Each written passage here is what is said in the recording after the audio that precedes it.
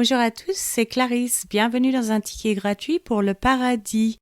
Cet épisode est un épisode bonus concernant le chapitre 16 de l'Exode. Religion à la carte.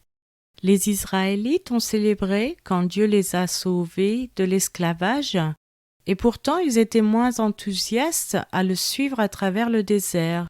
Mais parce que Dieu est le Créateur tout-puissant et le souverain de l'univers, il n'était pas en mesure de choisir quand le suivre.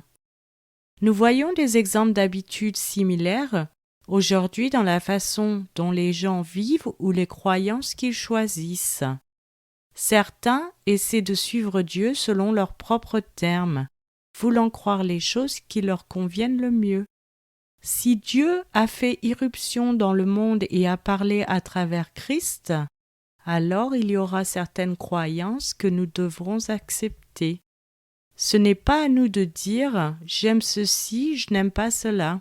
C.S. Lewis a dit qu'il se débarrassait volontiers de la doctrine de l'enfer, mais il a conclu qu'il ne pouvait pas, parce qu'il y a certaines choses qui découlent des revendications du Christ et des enseignements du Nouveau Testament qui l'empêchent de le faire. Il faut qu'il y ait ce genre d'honnêteté. Nous pouvons certainement admettre que nous trouvons certaines doctrines troublantes, mais choisir les doctrines que nous acceptons, c'est nier l'enseignement de Jésus qui, par sa résurrection, a démontré la fiabilité de sa prétention d'être le Fils de Dieu. Regarder les choses de cette façon, nous pouvons avoir des préférences subjectives sur les doctrines que nous aimons et n'aimons pas. Cependant, ces préférences subjectives ne peuvent pas changer la réalité objective que Jésus est la révélation unique de Dieu à l'humanité. Si nous voulons nous synchroniser avec la réalité, nous devons nous synchroniser avec lui.